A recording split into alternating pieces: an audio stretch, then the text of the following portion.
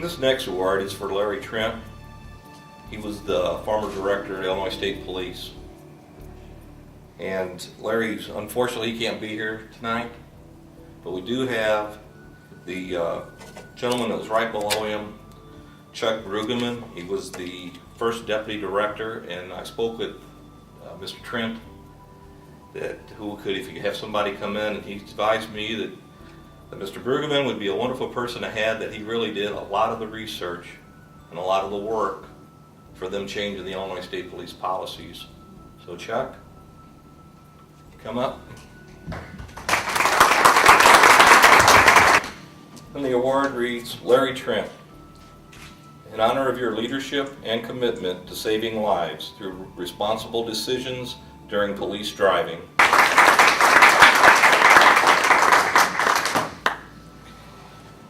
Thank you, Chief. Candy, thank you very much for your work that you do for all of the folks that are here. I have to tell you that it's very difficult for me to stand here and receive this award on behalf of Director Trent. I think that he would feel the same way. There just seems to be something wrong about our agency receiving this award, having been in part responsible for the loss of Kelly and Jessica. But I want to talk a little bit about that, and Kim is here, and thank you, Kim, for everything that you're doing to educate our fellow police officers. Trust me, it means a lot. I want to go back to November the 23rd of 2007. I remember it very well. I remember exactly where my wife and kids were at the time when the first call came in. And I typically would not, being in the position that I was in, would typically not respond to that type of crash. We have a district commander that would go out, and there's a lieutenant colonel and a deputy colonel and then a colonel. And so, but something in my heart said that I needed to respond to this, and I did. And I went out to the crash, and I will tell you, as I stood and eventually kneeled next to Jessica and Kelly's car, I told myself that I needed to find out what happened during that particular event. And I got on the phone with Director Trent and I said, you know, Director, clearly something went awry here, and whatever it was, we need to find out what caused this crash. And I went over to meet with the officer at the time, and we had because at the time we did not know who was in the car, so a number of hours had passed before we were able to make identification. Later, I remember very vividly going to the wake, and I actually sat down and just kind of took it all in for a period of time before approaching Kim and Jessica and Kelly's father. And I sat there, as I was sitting there during the wake, I imagined my two daughters being in those caskets. And it was a very difficult thing to do. I went home and I told my wife that I just could not imagine. Kelly was 13 and Jessica was 18. My daughters today are 18 and 14. I told Kim at the caskets that I had two children and that I just could not imagine what she was going through. The funeral came next, and I felt that our agency needed to be represented there, and I was at the funeral.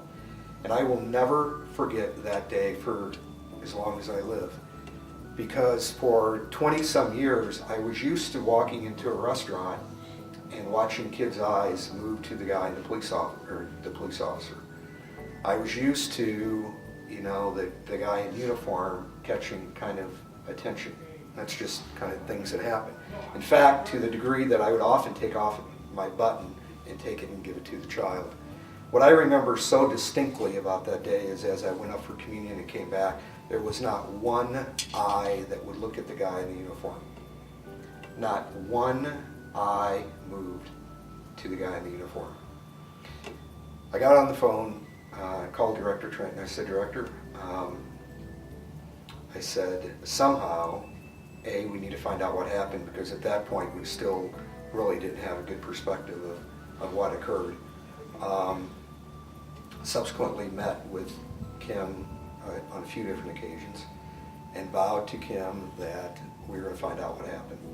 The night of that crash, Director Trent and I spoke, and I said, you know, Director, we need to have a criminal investigation into what occurred here. And it needs to be done by our internal affairs people, that I did not want the people who were responsible, that reported to me in operations, that I wanted kind of this, create this Chinese wall between the people who were in general enforcement and internal affairs. But I wanted a criminal investigation into what occurred, because whatever it was, the white car or our officers' actions, I wanted the truth to come out. As we progressed and as we discovered that our officers' culpability, I received a phone call after having made an appointment with Kim. I'm sure you remember this, that we were going to meet at the state's attorney's office or following the court inquest. I received a phone call that I was not to any longer have any discussions with Kim, and that I quite frankly, I didn't care about the civil side, and told the civil attorneys that I really don't care, that you don't want me meeting with the family. I told them I was going to keep them apprised of what was going on. But something else kicked in, and it was the criminal side. And at that point, the state's attorney said, look, no more contact with the family. If your agency wants to pursue criminal charges, then we need to sever what it is that is being said about this. And you know, I will say publicly, I guess I understand that. I understand the law, and our officer eventually was prosecuted, and the civil side has worked its way out. But I have told many police agencies that out of everything, I don't regret going to the wake, I don't regret going to the funeral, I never regretted sitting down with Kim and saying anything. My one regret was not continuing that discussion for that, Kim. I apologize, although I will say that both Director Trent and I were directed to no longer continue those conversations. Director Trent later took a very harsh stance against response. And so many police agencies today want to say they have a pursuit policy, and many of them do, but most do not have a response policy. And they're two very different acts, and I applaud your leadership, Candy, and this organization's leadership to understand that somehow those two things need to be brought together. We have police officers that are dying, we have innocent people that are dying in responses and in pursuits. And as we sat down and began to craft this policy, I will tell you, I guess shamefully, that there was very little support for that within our agency, very little understanding. And the reason I brought this, my folder up here, is that I want to kind of say something about it. I carry this folder every day, and staff would kind of update it with my calendar. And I retired in 2010, and I carried this with me every day. And in it was my children's pictures at the time, and I carried this. And anytime someone wanted to come up and be very critical of the pursuit policy, I would take out two things. One was the program from the funeral that day that I carried every day, and the other was the memorial card from one of our officers who was killed in response. And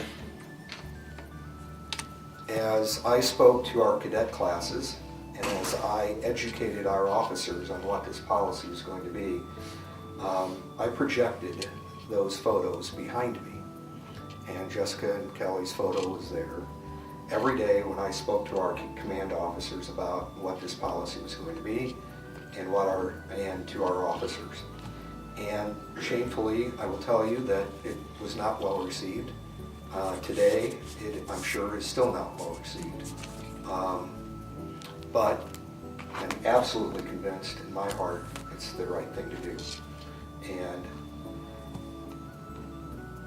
the Jessica and Kelly's loss on November the 23rd of 2007 changed the lives of their friends and their family forever. I can only hope that not only did it change the Illinois State Police forever, but that there will be a day when it changes how police officers respond to crashes throughout this country. I hope that this can be, a catalyst for something to come in the future. So Kim, I'm so very sorry for your loss. I'm sorry for the loss of everybody for all of your losses. It is very disturbing for me to hear that police departments, police leadership was not at your side regularly throughout the process, trying to inform you what was going on and to be there for you. I understand it because I had the attorneys telling me how much I would regret it, and I'm happy to say that I haven't regretted that for one moment. So, Cam, thank you.